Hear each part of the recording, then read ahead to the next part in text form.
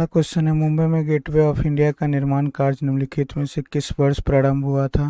तो दोस्तों, मुंबई में गेटवे ऑफ इंडिया का निर्माण 1911 ईस्वी में हुआ था। ऑप्शन 4 इसका सही आंसर है। दोस्तों, गेटवे ऑफ इंडिया का निर्माण जो हुआ था वो जॉर्ज पंचम और उनकी पत्नी क्वीन मैरी प्लक्स में यह गेटवे ऑफ इंडिया का निर्माण किया गया था। और दोस्तों, गेटवे ऑफ इंडिया जो है वो कहाँ स्थित है? तो आप सभी को पता होगा कि ये मुंबई में स्थित है। जबकि इंडिया गेट की बात करेगा दोस्तों, तो इंडिया गेट का निर्माण 1921 ईस्वी में हुआ था, गेटवे ऑफ इंडिया के निर्माण के 10 साल बाद।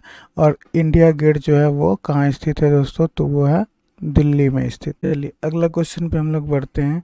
भारतीय संविधान के निम्नलिखित में से कौन सा अनुच्छेद मानव में दुर्व्यवहार के निषेध को मौलिक अधिकार घोषित करता है? तो दोस्तों, ये जो मौलिक अधिकार जिसे बलात् श्रम निषेध बोलते हैं दोस्तों, वो अनुच्छेद 23 के अंतर्गत है। ऑप्शन 4 इसका सही आंसर हो जाएगा। दोस्तों, आपको पता होगा कि अनुच्छेद 14 जो है वो समानता का अधिकार देता है। अनुच्छेद 17 दोस्तों अस्पृश्यता का अंत की बात करता है। अगला क्वेश्चन है, भारत में औपनिवेशिक शासन काल में लॉर्ड मैकाले द्वारा निम्नलिखित में से किस क्षेत्र के लिए अधोमुखी निस्पंदन दृष्टिकोण का समर्थन किया गया था? तो दोस्तों, लॉर्ड मैकाले जो थे वो शिक्षा से संबंधित थे। ऑप्शन 4 इसका सही आंसर हो जाएगा। दोस्तों, लॉर्ड मैकाले ने 1854 ईस्वी में वुड डिस्पैच को लाया था, जो कि शिक्षा से संबंधित था। अगला क्वेश्चन है, नदियों को जोड़ने जिसे इंटरलिंकिंग ऑफ रिवर्स कहते हैं दोस्तों, के कार्यक्रम के अंतर्गत डैश नदी से केन नदी जोड़ने का कार्य निर्माणाधीन है? तो दोस्तों, यहाँ से केन नदी जो है उसको बेतवा नदी से जोड़ने का कार्य निर्माणाधीन है। संचार इसका सही आंसर हो जाएगा। तो दोस्तों, केन और बेतवा दोनों जो है दोस्तों वो यमुना नदी की सहायक नदी है। ध्यान रखिएगा दोस्तों, ये यमुना की सहायक नदी है। अगला क्वेश्चन है, निम्नलिखित में से कौन सा हार्मोन आपातकालीन परिस्थितियों के प्रति हमारी प्रतिक्रिया को सक्षम बनाता है? तो दोस्तों, ये एड्रीनेलिन हार्मोन होता है। ऑप्शन 4 इसका सही आंसर हो जाएगा।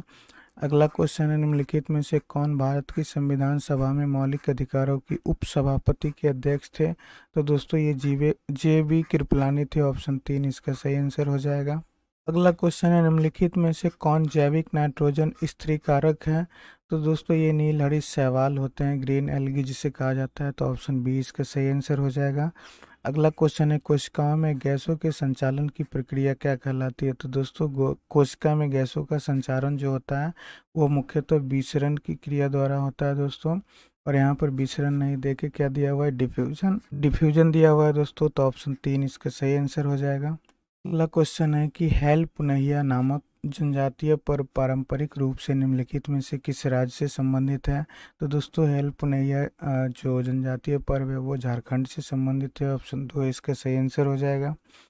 अगला क्वेश्चन है, निम्नलिखित में से कौन सा पैसीकरण के लिए उत्तरदायी है? तो दोस्तों, ये लाइपेज एंजाइम जो होते हैं वो इमल्सन या मतलब पैसीकरण के लिए उत्तरदायी होता है। ऑप्शन 3 इसका सही आंसर हो जाएगा। अगला क्वेश्चन है, छोटी आंत डिओडोनम जेजुनम और किस में विभाजित होता है? तो दोस्तों, छोटी आंत जो होते हैं डिओडोनम जेजुनम और इलियम में विभाजित होते हैं। तो ऑप्शन 4 इसका सही आंसर हो जाएगा। अगला क्वेश्चन है, a better India a better world नामक पुस्तक निम्नलिखित में से किसके द्वारा लिखी गई है? तो दोस्तों, ये पुस्तक एन.आर. नारायण मूर्ति के द्वारा लिखी गई है। ऑप्शन 3 इसका सही आंसर हो जाएगा। अगला क्वेश्चन है, निम्नलिखित में से किस पर्वत श्रेणी में मलयगिरी इसकी सर्वोच्च चोटियों में से एक के रूप में स्थित है? तो दोस्तों, ये गडजात पहाड़ियों की सर्वोच्च चोटियों में से एक है। ऑप्शन 2 इसका सही आंसर हो जाए। अगला क्वेश्चन है कि दिबांग जल विद्युत परियोजना निम्नलिखित में से किस राज्य में स्थित है? तो दोस्तों, दिबांग जल विद्युत परियोजना जो है वो अरुणाचल प्रदेश में स्थित है। ऑप्शन 3 इसका सही आंसर हो जाएगा। अगला क्वेश्चन है, भारतीय संविधान के निम्नलिखित में से कौन से अनुच्छेद में यह उल्लेखित है कि प्रत्येक वर्ष प्रथम सत्र के प्रारंभ में राष्ट्रपति संसद के दोनों सदनों को एक साथ संबोधित करेंगे और सत्र और संबंध के कारणों से संसद को अवगत कराएंगे?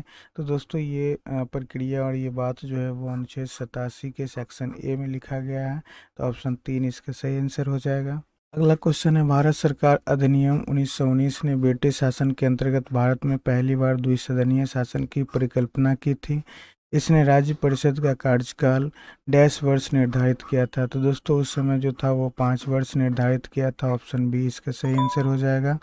अगला क्वेश्चन है, हड़प्पाकालीन निम्नलिखित में से कौन सा स्थल गुजरात में स्थित है? तो दोस्तों ये सुतकोता जो है वो गुजरात में स्थित है। ऑप्शन ए इसका सही आंसर हो जाएगा। अगला क्वेश्चन है, भारत के संविधान का निम्नलिखित में से कौन सा अनुच्छेद मौलिक अधिकार के संदर्भ में राज्य को परिभाषित करता है? तो दोस्तों ये अनुच्छेद 12 करता है। ऑप्शन 2 इसका सही आंसर हो जाएगा।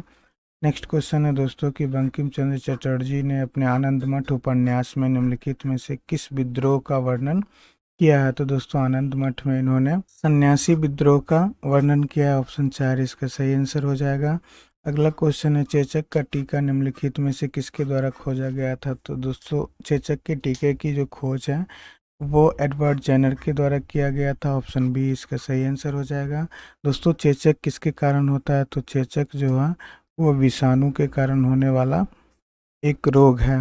अगला क्वेश्चन है दोस्तों कि निम्नलिखित में से कौन सा MS एक्सेल 2010 में एक फंक्शन नहीं है? तो देखिए दोस्तों, एक्सेल के अंदर जो मैक्स होता है वो ये फंक्शन है, सम ये भी फंक्शन है, एवरेज दोस्तों ये भी फंक्शन है, और AVG दोस्तों AVG करके कोई भी फंक्शन नहीं होता है। तो ऑप्शन 4 इसका सही आंसर हो जाएगा। अगला क्वेश्चन है, MS वर्ड 2010 में कीबोर्ड शॉर्टकट कंट्रोल X का उपयोग डैश के लिए किया जाता है? तो दोस्तों कंट्रोल X जो होता है वो मुख्यतः कट के लिए उपयोग किया जाता है। तो सेलेक्टेड आइटम को क्लिपबोर्ड में कट करने के लिए इसका प्रयोग किया जाता है। तो ऑप्शन 2 इसका सही आंसर हो जाएगा। अगला क्वेश्चन है दोस्तों, गूगल क्रोम में बुकमार्क बार को दिखाने या छिपाने के लिए निम्नलिखित में से कौन सा कीबोर्ड शॉर्टकट का उपयोग किया जाता है? तो दोस्तों क्रोम के अंदर जो बुकमार्क होता है दोस्तों, उसको हम लोग दिखाने और छिपाने के लिए कंट्रोल शिफ्ट और बी का उपयोग कर सकते हैं। तो ऑप्शन 4 इसका सही आंसर हो जाएगा। अगला क्वेश्चन है कि माइक्रोसॉफ्ट एक्सेल 2010 में डेटा टेबल पर डैश ऑपरेशन का उपयोग केवल उन रो को प्रदर्शित करने के लिए किया जाता है जो कुछ शर्तों को पूरा करती है और अन्य रो छिपी रहती है। तो दोस्तों ये फिल्टर का जो ऑप्शन होता है इसकी मदद से हम लोग ऐसा कर सकते हैं। तो ऑप्शन 4 इसका सही आंसर होगा। अगला क्वेश्चन है, माइक्रोसॉफ्ट एक्सेल 2010 में डैश का उपयोग सीट के भीतर टेक्स्ट को खोजने में किया जाता है? तो दोस्तों ये कंट्रोल F का प्रयोग किया जाता है। ऑप्शन ए इसका सही आंसर है। दोस्तों कंट्रोल F की सहायता से हम लोग फाइंड कर सकते हैं। अगला क्वेश्चन है, जीमेल में जब आप कोई संदेश प्राप्त करते हैं और किसी ऐसे व्यक्ति को संदेश भेजना चाहते हैं जो टू या CC लाइन पर ना हो तो आप क्या उपयोग करते हैं? तो दोस्तों उस वक्त हम लोग फॉरवर्ड ऑप्शन का उपयोग करते हैं। ऑप्शन 3 इसका सही आंसर होगा।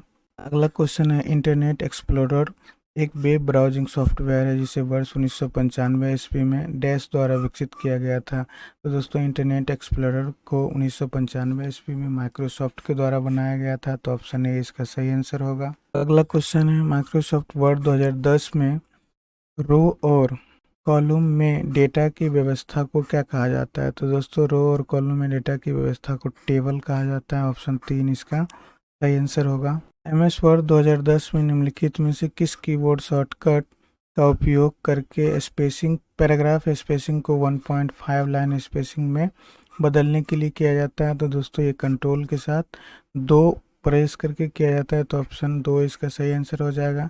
दोस्तों डिफ़ॉल्ट MS वर्ड का जो पैराग्राफ स्पेसिंग होता है वो पहला 1 होता है, उसके बाद दूसरा जो होता है दोस्तों 1.15 होता है, और तीसरा जो होता है दोस्तों 1.5, और चौथा 2.0 और पांचवा 2.5 होता है। इसी तरह से 3 तक का ये स्पेसिंग होता है वर्ड के अंदर। अगला क्वेश्चन है, माइक्रोसॉफ्ट एक्सेल 2010 में डैश सी शॉर्टकट की का उपयोग करके डेटा टैब पर जाने के लिए किया जाता है? तो दोस्तों इसके लिए हम लोग अल्ट के साथ ए बटन प्रेस करते हैं। ऑप्शन 4 इसका सही आंसर होगा। अगला क्वेश्चन, माइक्रोसॉफ्ट वर्ड 2007 में सेल के वर्टिकल अलाइनमेंट को समायोजित करने के लिए टेबल प्रॉपर्टीज विंडो में किस टैब का उपयोग किया जाता है? तो दोस्तों ये सेल टैब का उपयोग करते हैं हम लोग। ऑप्शन 2 इसका सही आंसर हो जाएगा। अगला क्वेश्चन है, माइक्रोसॉफ्ट एक्सेल के निम्नलिखित फीचर में से किसका उपयोग सेलेक्ट की गई विभिन्न सेल्स को एक बड़ी सेल के रूप में मिलाने और नई सेल में कंटेंट को केंद्र में रखने के लिए किया जाता है? तो दोस्तों आप अगर एक्सेल उपयोग किए होंगे तो एक मर्ज एंड सेंटर का ऑप्शन होता है, इसकी सहायता से हम लोग ऐसा कर सकते हैं। ऑप्शन 2 इसका सही आंसर है। अगला क्वेश्चन है कि निम्नलिखित में से कौन सा विकल्प डॉक्यूमेंट में टेक्स्ट के वर्टिकल अलाइनमेंट को फॉर्मेट करने की क्षमता प्रदान करता है और इसका प्रयोग MS वर्ड के डॉक्यूमेंट विंडो में टेक्स्ट की एक पंक्ति पर टैब स्टॉप करने के लिए भी किया जाता है। तो दोस्तों ये रूलर बार इसके सही आंसर हो जाएंगे, ऑप्शन बी इसका सही आंसर है। अगला क्वेश्चन है कि माइक्रोसॉफ्ट एक्सेल में तुरंत सिलेक्ट की गई सेल का योग, सम, गणना, काउंट और औसत, एवरेज जैसी चीज़ें निम्नलिखित में से किस पर प्रदर्शित की जाती है। तो दोस्तों ये स्टेटस बार पर प्रदर्शित की जाती है, ऑप्शन ए इसका सही आंसर होगा। अगला क्वेश्चन है माइक्रोसॉफ्ट वर्ड 2007 में प्रिंट प्रीव्यू विकल्प निम्नलिखित में से कौन सा विकल्प नहीं मिलता है। तो दोस्तों ये फॉर्मेट पेंटर नहीं मिलता है, ऑप्शन ए इसका सही आंसर होगा। अगला क्वेश्चन है निम्नलिखित में से कौन एक विशिष्ट पहचान करता है जिसका उपयोग इंटरनेट पर किसी संसाधन का पता लगाने के लिए किया जाता है। तो दोस्तों ये URL होते हैं, ऑप्शन ए इसका सही आंसर होगा। और दोस्तों आपको पता होगा URL का पूरा नाम यूनिफॉर्म रिसोर्स लोकेटर होता है। अगला क्वेश्चन है माइक्रोसॉफ्ट वर्ड के निम्नलिखित में से कौन से फीचर का प्रयोग किसी सिलेक्शन से सभी प्रकार की फॉर्मेटिंग को मिटाने के लिए किया जाता है जिसके बाद केवल सामान्य टेक्स्ट बचता है। तो दोस्तों ये जो होता है वो क्लियर फॉर्मेटिंग होता है, ऑप्शन दो इसका सही आंसर होगा। अगला क्वेश्चन है ई बैंकिंग सेवाओं के संदर्भ में नेफ्ट का पूर्ण रूप क्या है। तो दोस्तों नेफ्ट का पूर्ण रूप जो होता है वो नेशनल इलेक्ट्रॉनिक फंड ट्रांसफ़र होता है, national electronic fund transfer, option दो इसका सही आंसर हो जाएगा। अगला क्वेश्चन है डिलीट किए गए किसी भी ईमेल को स्टोर करने के लिए आमतौर पर निम्नलिखित में से किस फोल्डर का उपयोग किया जाता है। तो दोस्तों इसके लिए ट्रैश का उपयोग किया जाता है, ऑप्शन दो इसका सही आंसर है। अगला क्वेश्चन है माइक्रोसॉफ्ट एक्सेल 2007 में निम्नलिखित में से कौन सा लॉजिकल फंक्शन यह जांच करता है कि क्या सभी तर्क सही हैं और यदि सभी तर्क सही हैं तो ट्रू के रूप में परिणाम प्रदर्शित करता है। तो दोस्तों ये एंड जो होते हैं, दोस्तों ये एंड ये इस प्रकार का लॉजिक देता है, तो ऑप्शन चार इसका सही आंसर होगा।